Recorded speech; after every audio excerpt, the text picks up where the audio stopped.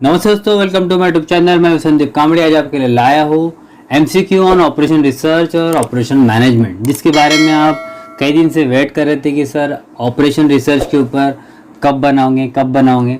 तो लो, अब इंतज़ार की घड़ी आपकी ख़त्म होती है। तो चलो दोस्तों शुरू करते हैं बिना समय वेस्ट किए हुए। मैं उम्मीद करता हूँ कि दोस्तों आपने ऑपरेशन रिसर्च का थोड़ा सा तो भी बेसिक पढ़ा होगा। ऑपरेशन रिसर्च में हमने ट्रांसपोर्टेशन प्रॉब्लम पढ़े हैं, थोड़ा सा सिनारियो अगर आपको पता होगा तो आपने नेटवर्क एनालिसिस के प्रॉब्लम होते हैं, ठीक है, एंड जिसमें सीपीएम मेथड, पर्ट मेथड वगैरह वगैरह आप पढ़ चुके होंगे, जिसके मैं कुछ आपको हाइलाइट्स दिखा सकता हूँ फिलहाल।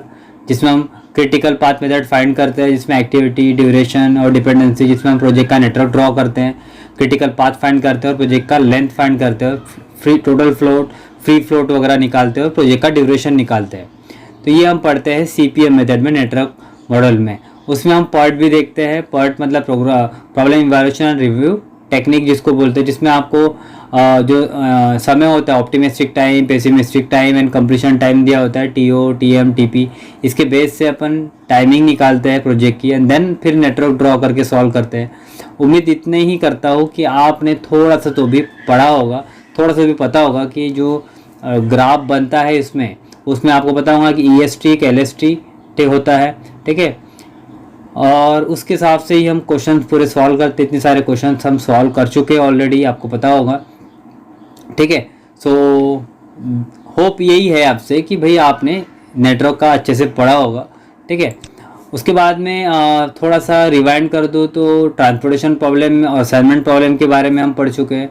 ट्रांसपोर्टेशन प्रॉब्लम और असाइनमेंट प्रॉब्लम के बारे में थोड़ी सी बात कर लूँ तो ट्रांसपोर्टेशन प्रॉब्लम में हम क्या करते हैं, कॉस्ट फाइंड करते हैं। जो कॉस्ट सबसे मिनिमम होती है वो हम फाइंड करने की कोशिश करते हैं। और असाइनमेंट प्रॉब्लम में हम जॉब फाइंड करते हैं, और जॉब नंबर ऑफ वर्कर अगर है तो उसको कैसे कम से कम समय में कम से कम वर्करों के साथ और right person at the right job कैसे दे सके और किस तरीके से जॉब असाइन कर सके, ये हम कंसेप्ट ट्रांसपोर्टेशन और असाइनमेंट में पढ़ते हैं। असाइनमेंट में हम लोग टास्क असाइन करते हैं, वर्क असाइन करते हैं। ट्रांसपोर्टेशन में हम लोग ट्रांसपोर्टेशन का जो आने का खर्चा है उसको कहीं ना कहीं कम करने के बारे में सोचते हैं। तो चलो दोस्तों शुरू करते हैं। फिर उसमें आपने ट्रांसपोर्टेशन प्रॉब्लम में भी मेथड्स पढ़ी हैं। मेथड में आपने देखा होगा एक आपको डिमांड सप्लाई दिया होता है, उसमें लीस्ट स्क्वायर मेथड होती है, ठीक है। वैम मेथड भी हम सॉल्व करते, पता होगा आपको। वैम मेथड है, लीस्ट स्क्वायर है, नॉर्थ वेस्ट कॉर्नर मेथड है। इन सभी को हम पढ़ चुके हैं, ऐसी मैं आशा रखता हूँ, ठीक है। इसमें ध्यान में रखना है कि आपको डिमांड इक्वल टू सप्लाई रहा तो ये एक मॉडल होता है जो बैलेंस को इंडिकेट करता है, ये फार्मूला, ठीक है। इसमें हम इनिशियल बेसिक फिजिबल सोल्यूशन नहीं निकालते, उसके लिए दूसरी मेथड पढ़नी होती है हमें। ट्रांसपोर्टेशन के कुछ एल्गोरिदम दिए हैं, एल्गोरिदम के बारे में हाईलाइट कर लूँ तो ये लीस्ट कॉस्ट मेथड, वैम मेथड सबसे फेमस मेथड है, पता होगा आपको, वोगेल्स अपर मेथड, जिसमें हम पेनल्टी निकालते हैं। पेनल्टी निकाल के फिर हम एलोकेशन करते हैं। सबसे कम कॉस्ट जो होती है वो वैम को लगती है। अगर हम देखा जाए तो सभी कॉस्ट मेथड जो भी है ट्रांसपोर्टेशन में से सबसे हाईली इफिशिएंट मेथड जो होती है वो ट्रांसपोर्टेशन की कौन सी, वैम मेथड, जिसमें हम लोग ट्रांसपोर्टेशन कॉस्ट सबसे कम कर सकते हैं, मिनिमाइज कर सकते हैं, ठीक है।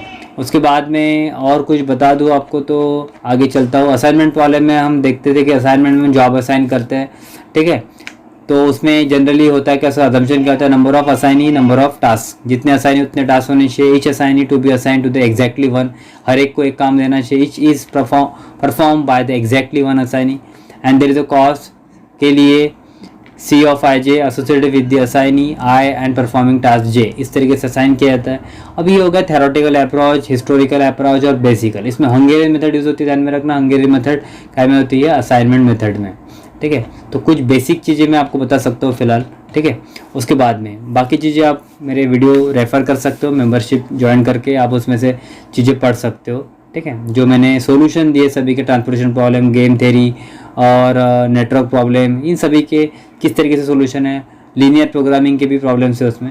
तो दोस्तों MCQ के बेस पे चलते हैं कि MCQ में हमें क्या दिया रहेगा। देखो दोस्तों, MCQ में आपको थ्योरी प्लस प्रैक्टिकल का बेस बनाया हुआ रहेगा, जिसके बेस पे आपको MCQ क्रैक करने हैं। अभी तक काफ़ी पेपर्स हो गए हैं MCQ के सभी के, तो सभी के पेपर का नॉलेज लेके ही आपको MCQ सॉल्व करने हैं, जो आपको पेपर के हिसाब से काम आएंगे। तो चलो दोस्तों शुरू करते हैं।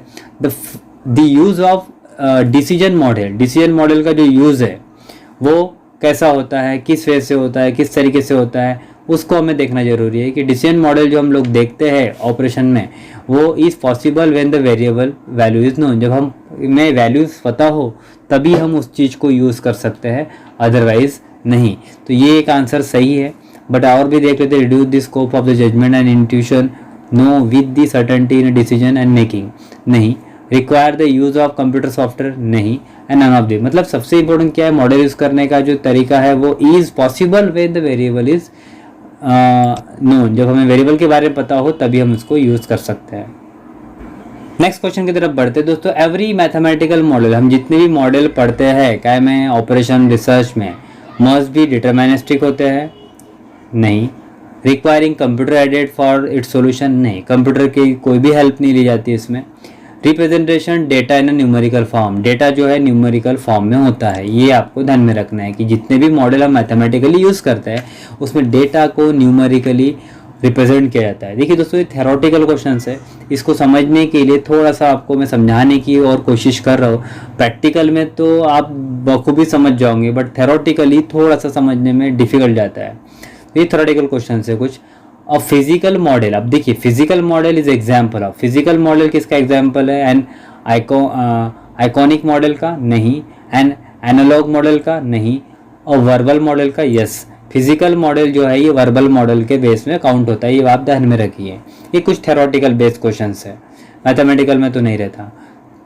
क्वालिटेटिव अप्रोच, जो क्वालिटेटिव अप्रोच होता है ऑपरेशन रिसर्च में थ्योरेटिकली अगर देखते हो तो, decision analysis relies on, decision analysis जो है क्या पे होता है, एक्सपीरियंस के बेस पे तो होता ही है, जजमेंट के बेस पे भी होता है, इंट्यूशन के बेस पे भी होता है। इंट्यूशन का मतलब ability to learn more and more, and all of the above, तो इसका मतलब सभी चीज़ें आती है इसमें, इसलिए ऑल ऑफ द अबव इसका आंसर रहेगा। Operation research which is a very powerful tool for, OR की पावरफुल टूल क्या है, रिसर्च करना, ठीक है, बट डिसीजन मेकिंग करना, डिसीजन लेने के लिए, डिसीजन मेकिंग टूल के लिए, कंट्रोल फाइल करने के लिए हमें ऑपरेशन रिसर्च की जरूरत पड़ती है। आपको पता होना चाहिए दोस्तों ऑपरेशन रिसर्च के बारे में, आप थोड़ा सा डेमो अगर पढ़ते हो तो पता होगा कि ऑपरेशन रिसर्च का यूज़ मिलिट्री कमांड में, बड़े बड़े साइंटिफिक डिसीजन लेने में, साइंस के साइंटिस्ट लोग भी इसका डिसीजन लेने के लिए हेल्प करते हैं, यूज़ करते हैं, ताकि उनको सभी चीज़ें फॉरकास्ट हो सके। Who coin the operation research, operation research को उछाला है, जिसकी वजह से आज ऑपरेशन रिसर्च हमारे सामने आया हुआ है। तो इनको मत भूलिएगा, इनके ऑथर के नाम ध्यान में रखिए। किसी एक ने नहीं बनाया, दोनों ने मिलके बनाया है, बोथ हैं। किसी एक का नाम आएगा तो आपको शायद स्किप करना पड़ेगा, बट दोनों ही आंसर रहेगा। Who define the operation research as a scientific approach, देखिए मैंने अभी थोड़ी देर बताया था कि ऑपरेशन रिसर्च साइंटिफिक मेथड के लिए होता है, टू प्रॉब्लम सॉल्विंग, साइंस के बड़े बड़े सॉल्यूशन निकालने के लिए, प्रॉब्लम सॉल्व करने के लिए यूज़ किया जाता है। फॉर एग्जीक्यूटिंग मैनेजमेंट, ये किसने बोला था, किसने इन्वेंट किया कि भाई ये साइंस के और साइंटिफिक बड़े बड़े कैलकुलेशन करने के लिए हेल्पफुल होता है, तो वो दोस्तों किसने बोला था, HM वगनर ने, ये बात ध्यान में रखिए। Who define operation research as an aid for an executive in a market, देखिए मार्केटिंग के लिए भी काफ़ी हेल्पफुल होता है operation research. His decision by the providing him with the quantitative information based on the scientific method of analysis। Marketing base का इसको scenario दिया हुआ है, मार्केटिंग बेस में क्वालिटेटिव इंफॉर्मेशन बेस है, ऐसा बोला गया है। ये किसने दिया है, काइट ने, ये बात ध्यान में रखना आपने, ठीक है, C काइट। Then the term operation research was coin in the year, ये कब आया था, कब इन्वेंट हुआ था, कब आया था, ये आया था कब, 1940 में। ये हिस्ट्री है दोस्तों ऑपरेशन रिसर्च की, किसने लाया था, किसने क्या लाया था, किस ऑथर ने कौन सी कॉन्सेप्ट जनरेट की थी। थोड़े से कुछ नाम आपके लिए नए होंगे, बट आपने हिस्ट्री पढ़ी है तो थोड़ा सा पता होगा, तो थोड़ा बेसिक जरूर पढ़ी है। In the innovation science of the operation research was discovered during, अब ये कब डिस्कवर हुआ था, सिविल वॉर में तो नहीं हुआ था, वर्ल्ड वॉर में फर्स्ट में तो बिल्कुल भी नहीं हुआ था, ये कब हुआ था, वर्ल्ड वॉर 2 के टाइम पे, ताकि ऑपरेशन साइंस का इनोवेशन और भी फास्ट हो सके। और बहुत सारी तरक्कियाँ साइंस ने फिर भी कर ही ली है, न्यूक्लियर तक पहुंच चुकी है, और न्यूक्लियर में भी बड़े बड़े रिसर्च, नासा में बहुत बड़े बड़े रिसर्च कर चुकी है by using operation research. Operation research की ही मेथड अप्लाई करते हैं वो लोग भी। Operation research was known as an ability to win a war without really going into a without, देखिए क्या बोल रहा है, ऑपरेशन रिसर्च एक ऐसा टूल है, एक ऐसी एबिलिटी है कि हम आसानी से जंग जीत सकते हैं बिना फाइटिंग किए, बिना वॉर किए। बैटलफील्ड नहीं करना है, हमें फाइटिंग भी नहीं करना है और वॉर भी नहीं करना है। हम आसानी से जीत सकते हैं वो किसके बेस पे, फाइटिंग एंड वॉर न करते हुए ऑपरेशन रिसर्च का यूज़ करके हम आसानी से जंग जीत सकते हैं, जैसे चाइना कर रहा है, जंग जीत रहा है by using corona. Who define operation research as an scientific method for providing executive departments with a quantitative basis for the decision regarding the operation under the their control. मतलब किसने ऑपरेशन रिसर्च की scientific method को एक executive department तक को quantitative basis पे decision लेने के लिए किसने इसको प्रेरित किया, किसने इसको आगे लाया, कौन वो ऑथर है, किस ऑथर का वो नाम है, तो वो ऑथर है मॉरिस किम्बेल 1946। आपने ध्यान में रखना है 1946 और 1940 में इन्वेंट हुआ था। Operation research has characterize the it's done by the team of, ये किस टीम से हुआ था? ऑपरेशन रिसर्च जनरली साइंटिस्ट की ही टीम से आया था, मैथमेटिशियन से नहीं आया था, अकेडमिक से भी नहीं आया था। साइंटिस्ट की ही टीम ने इसको जनरेट किया और साइंस के मेथड के लिए काफ़ी हेल्पफुल होता है। There is a great scope for, ये स्कोप काय के लिए होता है ऑपरेशन रिसर्च में? Working as a team in solving a problem by defence by the using the operation research approach. अब देखिए डिफेंस में ऑपरेशन रिसर्च को मैनेजमेंट करने के लिए, हेल्प करने के लिए, प्रॉब्लम सॉल्व करने के लिए यूज़ किया जाता है। तो वो कौन सा स्कोप है? उसमें इकोनॉमिक स्कोप है, एडमिनिस्ट्रेशन भी है, वो तो सही है, साइंटिफिक स्टैटिस्टिशियन एंड टेक्नीशियन, ये दोनों भी है। मतलब इसका आंसर क्या रहेगा दोस्तों? All of the above. Then operation research emphasis on the overall approach to the system. This characteristics of operation research is often referred as, मतलब क्या बोल रहा है? ऑपरेशन रिसर्च हमेशा उस चीज़ पे ज़्यादा जोर देता है जो कि ऑपरेशन रिसर्च की फीचर्स को इंडिकेट करता है। कौन सी फीचर्स है वो, कौन सी उसके मतलब कैरेक्टरिस्टिक्स है जो रेफ़र करता है? सिस्टम ओरिएंटेशन को बिल्कुल भी नहीं, उसके बाद में सिस्टम अप्रोच को बिल्कुल भी नहीं, इंटरडिसिप्लिनरी को भी नहीं, टीम अप्रोच को, क्योंकि देखिए ऑपरेशन रिसर्च की ग्रुप एक्टिविटी होती है, टीम मिलके होती है, साइंटिफिक मेथड है और कई साइंटिफिक लोग मिलके काम करते तभी ये टास्क होता है। जैसे नेटवर्क आपने देखा होगा, नेटवर्क मॉडल, नेटवर्क के प्रॉब्लम जो मैंने आपको थोड़ी देर पहले दिखाए थे, याद होगा, जिसमें मैंने आपको नेटवर्क का दिखाया था, ये जो हमने पढ़ चुके हैं इसके पहले, नेटवर्क का CPM मेथड, पॉट मेथड, इसमें सभी लोग मिलके काम करते हैं तब जाके काम होता है। ठीक है दोस्तों। Then operation research cannot give perfect क्या नहीं देता? आंसर नहीं देता, सॉल्यूशन नहीं देता, या ना आंसर देता है ना सॉल्यूशन देता है। क्या नहीं देता? ना आंसर देता है ना सॉल्यूशन। परफेक्ट तो कोई भी नहीं है दोस्तों, वो एक जजमेंट के लिए, हेल्पफुल के लिए हमें मतलब डिसीजन लेने के लिए हेल्प करता है और कुछ नहीं। Operation research study generally involve how many phases, operation research करने में कितने फेजेस होते हैं? ये काफ़ी हाईली इंपॉर्टेंट क्वेश्चन है दोस्तों, ध्यान में रखना है। इसमें कितने फेज होते हैं? 3 ही फेज होती है ऑपरेशन रिसर्च में। कौन सा मॉडल है? Involve the allocation of the resource to the activity in such a manner that some measures of the effectiveness is optimize. कौन सा मॉडल जो सबसे ज़्यादा इफेक्टिव और रिसोर्स के हिसाब से एक्टिविटी करवाने में हेल्पफुल होता है? तो वो दोस्तों होता है allocation model. Allocation model resource को एलोकेशन करने में काफ़ी हेल्प करता है। सिंपल सी बात है, मीनिंग उसी में दिया है। Allocation model involve the allocation of the resources. Allocation model ही एलोकेशन करेगा, डिवीजन करेगा। Then allocation problem. अब देखिए एलोकेशन प्रॉब्लम को बांटना है। कैन बी सॉल्व बाय, कि कैसे सॉल्व होगा? लीनियर प्रोग्रामिंग टेक्निक से सॉल्व हो सकता है, नॉन लीनियर से भी हो सकता है, मतलब ये दोनों से भी हो सकता है। लीनियर से भी होता है, LPP से भी और नॉन LPP से भी। Then next, in a model, यानी जो दिया है blank, everything is define and result are certain, यानी हर कुछ चीज़ें डिफाइन है और हर कोई चीज़ें क्या है? सर्टन है। तो क्या सर्टन है, क्या डिफाइन है? तो भाई वो तो मॉडल डिफाइन है, मतलब सिंपल सी बात है, वो डिटरमिनिस्टिक मॉडल हो गया। जो चीज़ें सर्टन है, पॉसिबल है, डिटरमिनिस्टिक जिसको हम लोग बोलते हैं डिटरमिनिस्टिक मॉडल। देखिए नाम में ही लिखा हुआ है, नाम का अर्थ ही इंडिकेट करता है कि क्वेश्चन का सोल्यूशन क्या होना चाहिए। अब देखिए नेक्स्ट क्वेश्चन भी उसी से रिलेटेड है, बट क्या पूछा है? In a model there is a risks and uncertainty. देखिए प्रोबेबिलिस्टिक्स मतलब पता होगा आपको, जिसमें चांसेस होते हैं या तो आर या तो पार, मतलब इसमें रिस्क होती है, इसलिए प्रोबेबिलिस्टिक जो मॉडल होता है उसमें रिस्क और अनसर्टेनिटी देखी जाती है। देन फिर से नेक्स्ट मॉडल के बारे में बोला गया है, क्या बोला है, model are obtain by the enlarging और reducing the size of the atom, मतलब किसी भी एटम का साइज कम करने के लिए वो यूज़ किया जाता है और उसको बोलते हैं दोस्तों कौन सा model, iconic model. Iconic model वो मॉडल होता है जो कहीं ना कहीं बड़े बड़े आइटम का साइज़ कैसे रिड्यूस किया जाएगा वो हमें इंडिकेट करता है। थोड़ा सा थेरोटिकल है, ध्यान में रखना है कि कौन सा मॉडल क्या वर्क करता है। Operation research attempt to find the best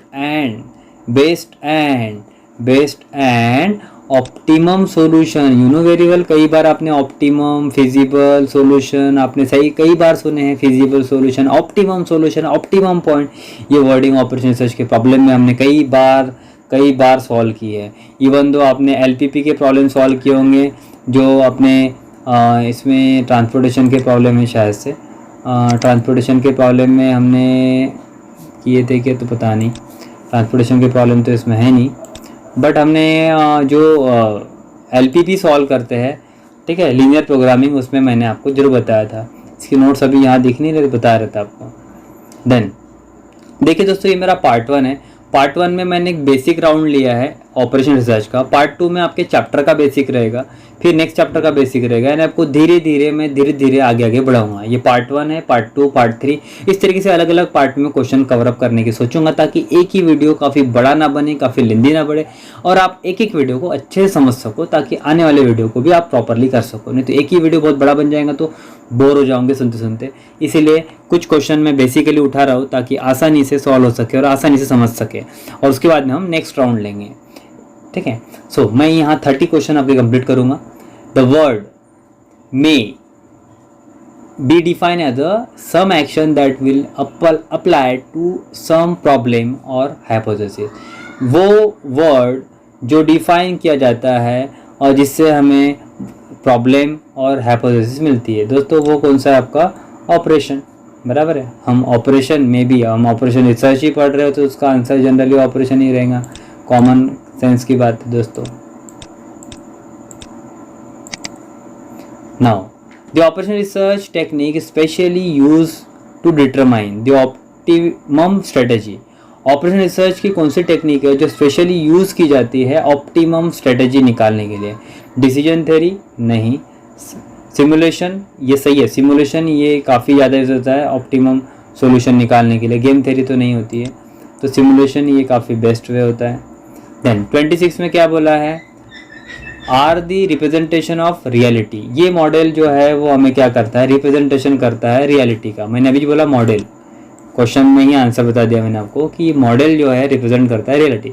reality जो रिप्रेजेंट करती है वो होती है मॉडल, ये आपने ध्यान में रखना है।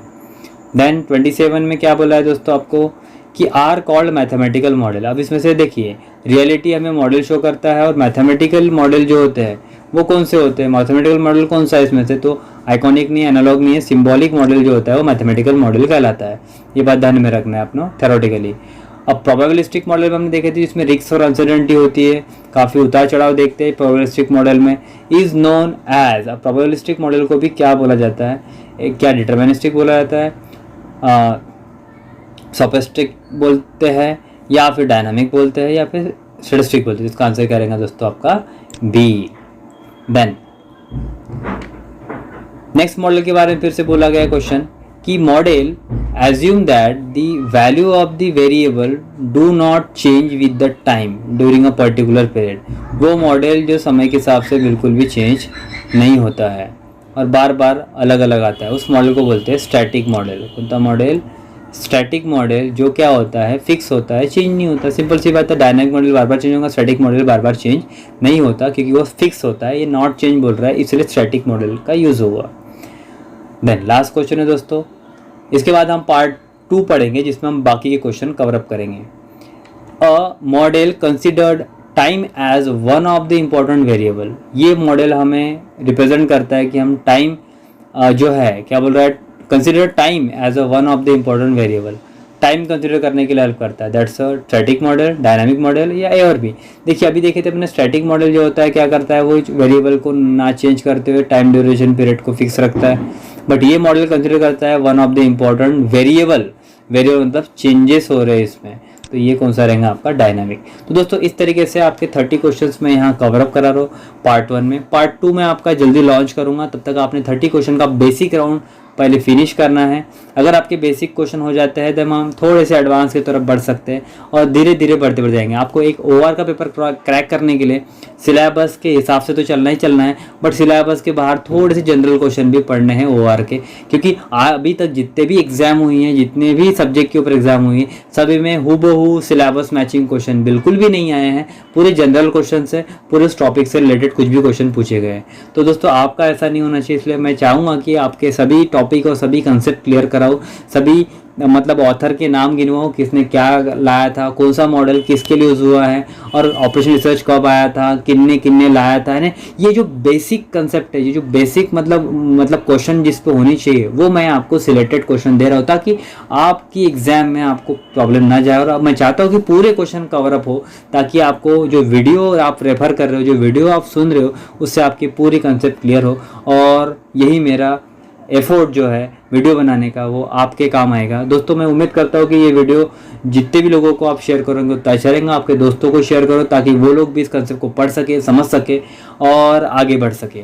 तो दोस्तों चलो मिलते हैं नेक्स्ट वीडियो के साथ। वीडियो को शेयर करना ना भूलिए अपने दोस्तों को, क्योंकि उनकी भी एग्जाम अच्छे से जानी चाहिए। अपने कॉलेज के फ्रेंड को भी शेयर करो, कॉलेज के ग्रुप में भी शेयर करो, ताकि सभी को कोई भी प्रॉब्लम ना जाए MCQ सॉल्व करने में। तो चलो दोस्तों मिलते हैं नेक्स्ट टाइम, तब तक खुश रहिए, पढ़ते रहिए। कोई प्रॉब्लम आती है तो मुझे मैसेज कीजिए, और कोई समस्या होती है तो मैं आगे आपके पेपर के लिए काफ़ी हेल्पफुल रहने की कोशिश करूंगा। जैसे अभी के बाकी सभी के पेपर के लिए मैंने काफ़ी हेल्प की है, काफ़ी MCQs मैंने अपलोड किए चैनल पे, आपने देखे होंगे।